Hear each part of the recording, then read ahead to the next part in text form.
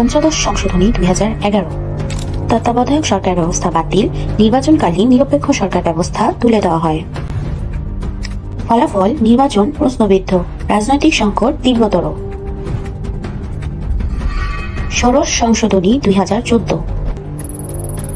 বিচারপতি অপসারণে সংসদের ক্ষমতা, সংসদ বিচারপতি অপসারণ করতে পারবে। ফলাফল: বিচার বিভাগের স্বাধীনতা হুমকিতে পড়ে। সপ্তদশ সংশোধনী 2018।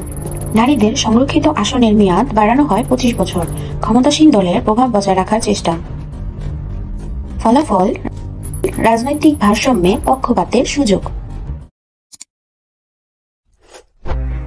গত 1.5 দশকে ক্ষমতা কুক্ষিগত করার উদ্দেশ্যে আওয়ামী লীগ সরকার সংবিধানে এমন কিছু সংশোধনী এনেছে যা আমাদের গণতন্ত্রকে প্রশ্নবিদ্ধ করেছে।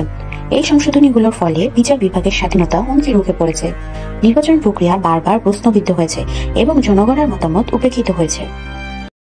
এছাড়াও এমন আরো হাজার হাজার অগণতান্ত্রিক, উদ্দেশ্যমূলক ও অযৌক্তিক সংশোধনী হয়েছে যা আমাদের ক্ষতি করেছে, যেমন নির্বাচন ও বিচার ব্যবস্থায় পক্ষপাত, গণতন্ত্রে জন আস্থার পতন, ক্ষমতার কেন্দ্রীকরণ বৃদ্ধি ইত্যাদি, যা দূর করতে হলে মূলত নিচের বিষয়গুলো দূর করা জরুরি। অগণতান্ত্রিক সংবিধান সংশোধনীগুলো দূর করতে হবে, বিশেষ করে তত্ত্বাবধায়ক সরকার বাতিল 15তম সংশোধনী ও বিচারপতি অপসারণে সংসদের ক্ষমতা 16তম সংশোধনী, এগুলো বাতিল বা পুনর্বিবেচনা করতে হবে। প্রধানমন্ত্রীর হাতে থাকা অতিরিক্ত নিয়ন্ত্রণ কমিয়ে বিভিন্ন সংস্থার মধ্যে ভারসাম্য ফিরিয়ে আনতে হবে।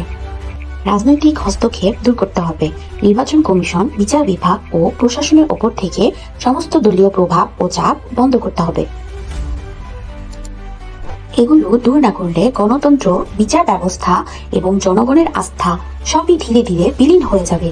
তাই সমাধানের জন্য এই জিনিসগুলো দূর করা দরকার, আর এই দূর করার জন্যই আমাদের প্রথম দফা সংবিধান সংস্কার কমিশন গঠন।